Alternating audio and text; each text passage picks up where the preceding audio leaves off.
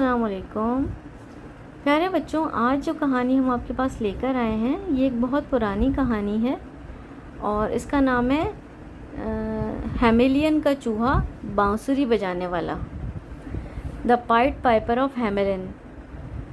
یہ اس نام سے مشہور ہے اور یہ ایک بہت پرانی جرمن لوک کہانی، یعنی کہ جرمنی کے پرانے لوگ اس کہانی کو سنایا کرتے ہیں اور اس کے اوپر بہت ساری موویز بھی بنی ہیں۔ چلیں آج دیکھتے ہیں یہ کہانی ہے کیا۔ ہیملن اور چوہوں کی تباہی۔ کہا جاتا ہے کہ بہت عرصہ پہلے جرمنی کے شہر ہیملن میں چوہوں کی بھرمار ہو گئی تھی، یعنی کہ وہاں بہت سارے چوہے آ گئے تھے۔ یہ چوہے ہر جگہ موجود تھے، گھروں میں، کھیتوں میں، بازاروں میں اور یہاں تک کہ کھانے کے برتنوں میں بھی گھس جاتے تھے۔ لوگ ان سے تنگ آ چکے تھے کیونکہ وہ اناج تباہ کر رہے تھے اور بیماریاں پھیلا رہے تھے۔ بانسری بجانے والے اجنبی کی آمد۔ ایک دن ایک اجنبی شخص ہیملن آیا۔ وہ ایک بیک پیکر کی طرح سفر کر رہا تھا۔ بیک پیکر وہ شخص ہوتا ہے جو بس بیگ اٹھاتا ہے اور سفر شروع کر دیتا ہے، مختلف ملکوں میں، مختلف شہروں میں، اور لمبا چوڑا اس کے پاس سامان نہیں ہوتا، ٹھیک ہے۔ تو وہاں پہ ایک اجنبی شخص آیا اور وہ ایک بیک پیکر کی طرح سفر کر رہا تھا۔ اس کے کندھے پر ایک تھیلا تھا اور ہاتھ میں ایک بانسری تھی۔ بانسری آپ کو پتہ ہو کہ نہ ہو، بانسری پہلے زمانے میں ایک میوزیکل انسٹرومنٹ ہوتا تھا، ٹھیک ہے، بہت لائٹ سا ہوتا تھا اور اس کے اندر میوزک، جب آپ اس کے اندر پھونک مارتے تھے تو ڈفرینٹ میوزک جنریٹ ہوتا تھا، ٹھیک ہے۔ تو وہ جو ہیملن میں جو شخص آیا تھا اس کے ہاتھ میں ایک بانسری تھی اور ایک اس کے کندھے پر ایک بیگ تھا۔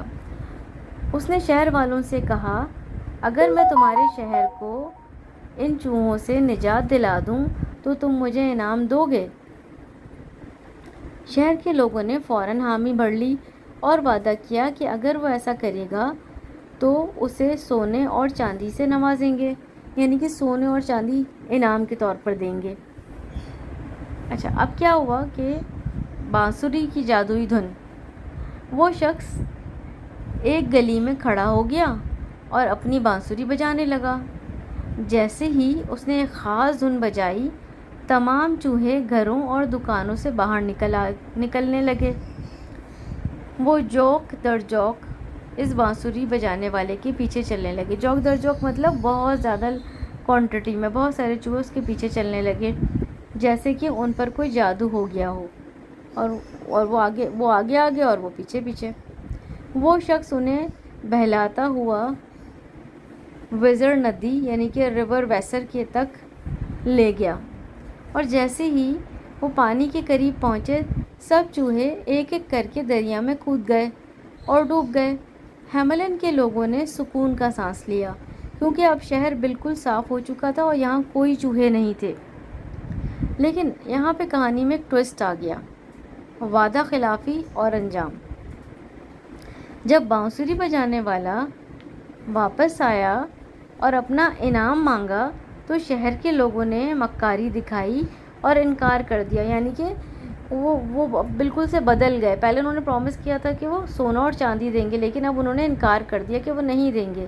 وہ بولے، ہم تمہیں اتنا سونا نہیں دے سکتے، ہم نے تم سے مذاق میں کہا تھا۔ یہ سن کر بانسری بجانے والا کو بہت غصہ آ گیا۔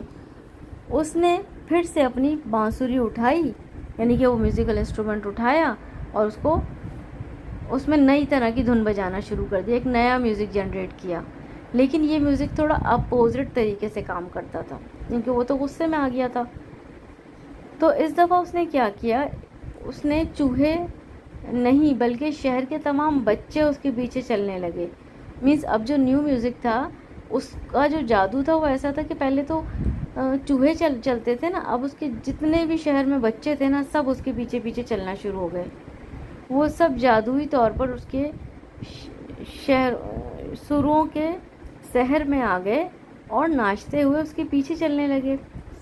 وہ انہیں لے کر ایک پہاڑی کی طرف چلا گیا جہاں ایک دروازہ کھلا اور وہ سب اندر داخل ہو گئے۔